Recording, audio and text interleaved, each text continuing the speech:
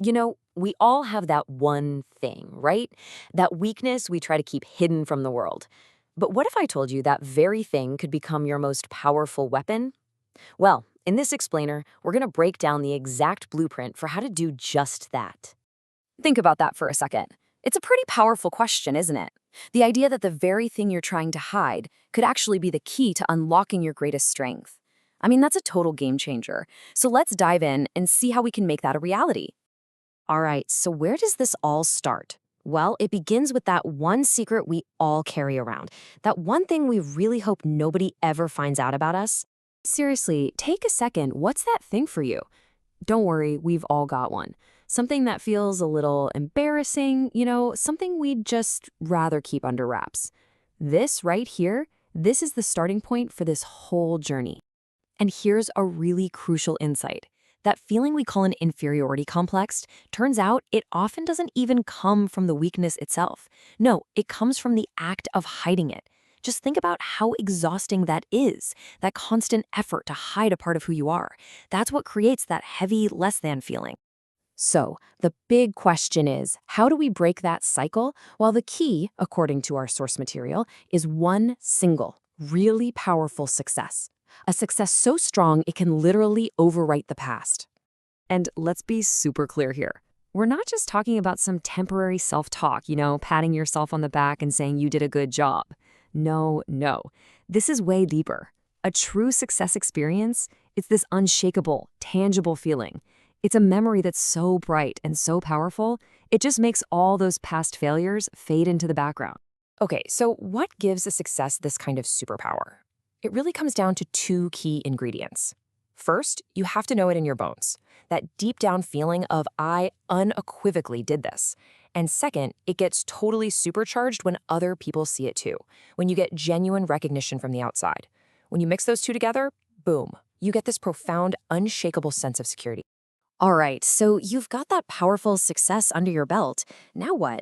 How do you actually use it to turn that old shame into a brand new strength? Well, here it is, the actionable 4-step blueprint. Okay, let's walk through this. Step 1, you've got to face that old failure head on. Then, step 2, you go out and achieve something even bigger, something that just completely overshadows it. And this is where the magic happens. In step 3, that new success gives you this amazing new confidence to look back at the past, but without all the pain.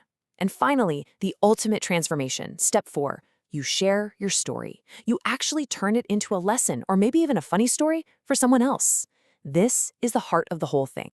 And that's the real proof right there. The sign that you've truly conquered something isn't just that you feel better, it's that you can talk about it in the past tense.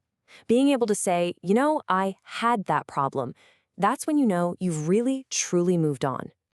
But wait, it doesn't end there. Overcoming that weakness isn't the finish line. In fact, it's the beginning of a whole new chapter, one where your experience can actually help someone else. So, once you've made it through that struggle, you get to this crossroads, a really critical choice. And what you decide to do with this new strength, this new perspective, that's what's going to define everything that comes next. And there are basically two paths you can take. You've got the path of retribution, which is kind of like, hey, I suffered, so you should too. That just keeps the cycle of pain going. But then there's the path of compassion. That's the one that says, because I went through this, I want to make it easier for you. They're two totally different ways of looking at the world. And this leads to such a beautiful idea. Your past failure, it's not a source of shame anymore. It actually transforms into, well, a kind of warm prescription. It becomes medicine that can help heal someone else who's going through the exact same thing right now. Now, the source material makes a really powerful point here, and it's aimed specifically at the more experienced folks out there, in your 50s, 60s, and beyond. It's so tempting to just share your success stories, right? Your greatest hits. But what the younger generations really, truly need from you, it isn't your highlight reel. It's your failure stories, the lessons you learned the hard way. For them, that's the most valuable roadmap you could possibly offer. And this all comes down to a key phrase from the source: open the lid. Think about that box of past failures you've kept sealed shut for so long. Do you keep it locked away? Or do you find the courage to open that lid? Maybe share what's inside with a little bit of humor and really connect with someone on a much, much deeper level. So, where does all this leave us? It brings us to a totally new, and I think much more profound definition of what it really means to be successful. Check this out. True success, it's not about having a life with no failures.